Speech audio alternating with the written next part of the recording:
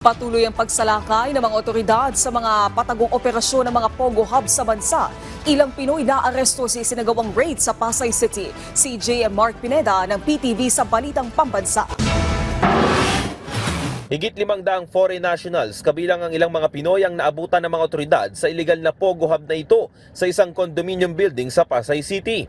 Binulabog ng pinagsamang puwersa ng PAOK, PNP, CIDG at LGU ang operasyon ng Pogo sa 5 palabag na sakop nito.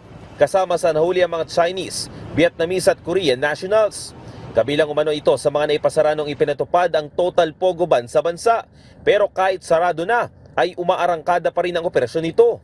Wala rin daw business permit ang negosyo, kaya walang karapatan na magsagawa ng operasyon ng kumpanya. Nabisto ang Pogo dahil na rin sa sumbong ng ilang trabahador na malapit sa kondominium. Meron kasing Filipino na nagtatrabaho doon malapit sa lugar at napapansin niya, nag-aalala siya, bakit napakaraming foreign nationals ang labas-masok doon sa building na ito.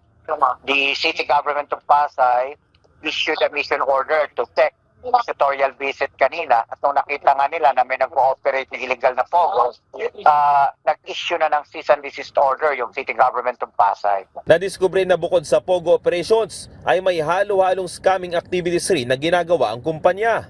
So far, ang nakita natin dito talaga, this is a Pogo operations bordering on cryptocurrency, investment scam, love scam, and spamming. No? So, siyempre, plain view pa lang po yan. Hindi pa natin nakukuha yung laman talaga ng mga computers. We'll have to apply for a cyber warrant para makita natin kung anong laman talaga. Dinala muna sa headquarters ng PAOK ang mga nahuling mga dayuhan habang patuloy ang investigasyon. Aalamin din nila kung may mga pananagutan ba ang mga Pinoy na nahuli sa lugar. Mula sa PTV, J.M. Pineda para sa Balitang Pambansa.